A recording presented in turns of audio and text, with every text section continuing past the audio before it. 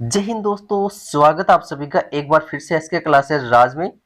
साथियों, आज की इस वीडियो में आपको मैं बताने वाला हूं जैसे आपके अपॉइंटमेंट आ जाते हैं, क्योंकि काफी समय से काफी दोस्त वेट कर रहे थे इंडियन नेवी रिट्रेसमेंट मेरिट की ज्वाइनिंग का। तो उनके जो ज्वाइनिंग फाइनली स्टार्ट हो गए हैं।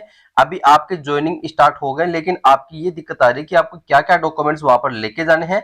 तो आपको डॉक्यूमेंट से संबंधित पूरी जानकारी इस वीडियो में मिलने वाली है, स्टेप बाय स्टेप। तो वीडियो को अंत तक देखना बिना स्किप किए, जिससे आपको कंप्लीट इन्फॉर्मेशन अच्छे से समझ में आ सके। चैनल पर यदि आप पहली बार चैनल को सब्सक्राइब जरूर करें दोस्तों, क्योंकि यहाँ पर ऐसे कंटेंट आपको मिलते रहते हैं। करते इस वीडियो को स्टार्ट।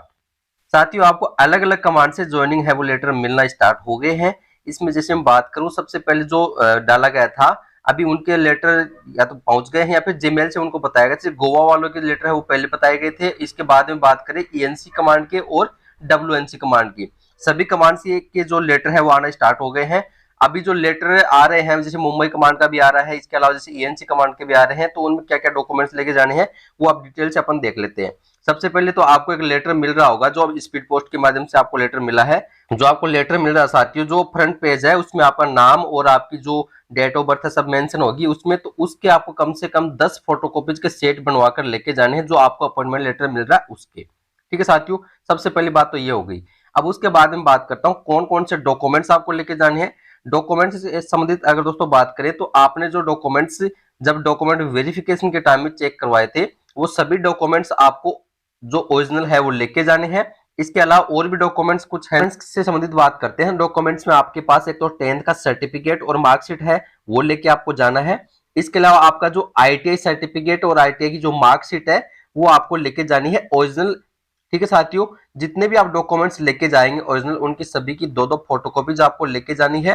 जैसे आपने आईटीआई और 10th कर रखा है, क्योंकि ये क्वालिफिकेशन इसमें मेन रखी गई थी, तो इनकी फोटोकॉपीज, इनकी जो ओरिजिनल आईडी वो आपको लेके जानी है। इसके अलावा जैसे किसी भाई ने अगर अप्रेंटिसशिप कर रखा है तो अप्रेंटिसशिप भी लेके जा सकता है। इसके अलावा आपके पास और भी जो एडिशनल क्वालिफिकेशन है वो भी आप लेके जा सकते हैं। ये होगी क्वालिफिकेशन की बात।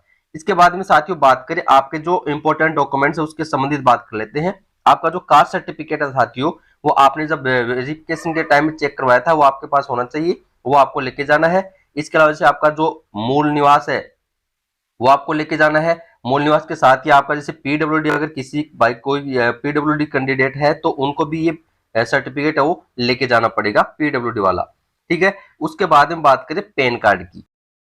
पैन कार्ड साथियों आपको लेके जाना है, आपका पैन कार्ड हो गया। इसके बाद में बात करें आपके आधार कार्ड। आधार कार्ड भी आपको लेके जाना है। मैं जो अभी डॉक्यूमेंट्स आपको बता रहा हूँ इनको आपको ओरिजिनल लेके जाना है। इसके साथ में आपको दो दो फोटोकॉपीज के सेट भी आपको इसके लेके जाने हैं, जो कि सेल्फ अटेस्टेड आपके होने चाहिए। इसके बाद में बात करें साथियों, अगर आप मैरिड है तो आपका जो मैरिज सर्टिफिकेट है वो आपको लेके जाना है। ये अगर किसी भाई की शादी हो चुकी है तो उनके लिए लागू है, बाकी अदरवाइज जिनकी शादी नहीं हुई है उनको कोई दिक्कत होने वाली नहीं है। इसके अलावा अगर आप जैसे ईडब्ल्यूएस कैटेगरी से सिलेक्ट हुए हैं तो ईडब्ल्यूएस का भी सर्टिफिकेट आपको वहां पर देना होगा, उसकी फोटोकॉपीज भी आपको देनी पड़ेगी। ये हो गई आपकी जो खुद की डिटेल्स है उससे संबंधित बातें हो गई। अब मैं बात करता हूँ पेरेंट्स डिटेल की। पेरेंट्स डिटेल है उसमें साथियों बात करें आपके जो फादर हो गए और मदर हो गए, उनकी आपको एक एक कोई भी आईडी हो सकती है। जैसे आधार कार्ड हो गया, इसके अलावा जैसे पैन कार्ड हो गया, इनमें से कोई भी एक आईडी आपको लेके जानी है। उसकी दो दो फोटोकॉपीज आपको करवा लेनी है। साथ ही आपको दो फोटो हो गई वो भी आपको लेके जानी है। आधार कार्ड की फोटोकॉपी हो गई या फिर पैन कार्ड की, वो आपको लेके जानी है, और ओरिजिनल भी उनका लेके जाना है, और फोटो हो गई। ये पेरेंट्स डिटेल में आपको लेके जानी पड़ेगी। इसके अलावा बात करें जैसे आपके छोटे भाई या बहन है, तो उनकी भी एक एक ओरिजिनल आईडी होगी और उसकी फोटोकॉपी हो जाएगी, उनकी फोटो हो जाएगी। ये सभी आपको लेके जानी पड़ेगी। इसके अलावा बात करें साथियों, अगर आप जैसे शादीशुदा हैं तो आपकी जो वाइफ है या फिर आपके बच्चे हो गए हैं तो उनकी आपको एक एक आईडी लेके जानी है। एक तो आईडी हो गई और उसकी फोटोकॉपीज हो गई, और साथ ही आपको उनकी फोटो भी वहां पर लगानी पड़ेगी। ये आपका जो डिपेंडेंट कार्ड बनने वाला है उसमें सभी फोटो और आईडी वहां पर लगने वाली डिटेल्स मैंने आपको बताई है जो डॉक्यूमेंट से संबंधित है। ठीक है साथियों, यहाँ तक आपको अच्छे समझ में आ गया होगा। फिर भी अगर नहीं समझ में आया तो वीडियो को आप बैक जाके और वापस देख सकते हैं। आप अगर इसे दो करेक्टर सर्टिफिकेट अगर लेके जाते हैं तो आपके लिए बहुत ही अच्छा रहेगा, क्योंकि वहां पर कई बार मांग लेते हैं। दो करेक्टर सर्टिफिकेट लेके जाने हैं। उसमें जैसे बात करूं मैं, एक सरपंच का हो जाएगा। इसके अलावा आपका जो जैसे गजेटेड अधिकारी है, जैसे स्कूल का प्रिंसिपल हो गया, इसके अलावा लेक्चरर हो गया, इसके अलावा जैसे कोई डॉक्टर है, गजेटेड अधिकारी कोई भी हो तो उनसे आप सर्टिफिकेट बनवा सकते हैं आपका करेक्टर। ठीक है दोस्तों, दो करेक्टर सर्टिफिकेट हो गए। अगला पॉइंट चौथे नंबर पे बात करूं मैं बैंक डिटेल की। बैंक डिटेल में दोस्तों आपका जो पेमेंट आने वाला है उसके लिए आपको एसबीआई बैंक वहां पर देना पड़ेगा। अगर आपका एसबीआई बैंक में खाता नहीं है तो आप नजदीकी जो आपकी ब्रांच है वहां पर आप एसबीआई बैंक में खाता खुलवाएं और उसकी जो पासबुक है उसकी फोटोकॉपीज वहां पर लगने वाली है आपकी बैंक डिटेल के साथ। इसके अलावा आप जैसे बैंक डिटेल में आप खाता खुलवा रहे हैं या फिर आपका पहले से खाता है तो आपको एक चेक बुक अप्लाई कर देनी है। तो चेक बुक भी आपकी वहां पर लगने वाली, क्योंकि आपको 4 चेक है वहां पर कैंसिल करके और लगाना होगा, क्योंकि जो आपका एनपीएस कटने वाला है वो आपको जो चेक आप जिस बैंक के लगा रहे हो उसी बैंक में आपका लास्ट में वो पेमेंट आने वाला है। ठीक है दोस्तों, इसके अलावा वहां पर आपसे एसबीआई बैंक के साथ ही जैसे दूसरा बैंक मांगते हैं तो आपको एलआईसी बैंक में भी वहां पर उसमें जो आपका एनपीएस सिस्टम है वो बनाया जा सकता है।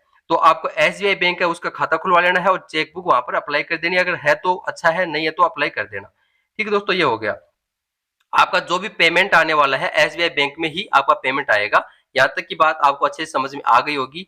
इसके अलावा आपको अपना जरूरी सामान जो भी है जैसे कपड़े, खाने का सामान आदि ये सभी आपको लेकर जाना है, क्योंकि जब आप स्टार्टिंग में ज्वाइनिंग करेंगे, ज्वाइनिंग के समय आपको रूम की व्यवस्था वहां पर नहीं मिले, क्या पता अगर मिलती है तो बहुत ही अच्छा है। अगर आपको वहां पर रूम की सुविधा नहीं मिलती है तो आपको खुद को व्यवस्था करनी होगी।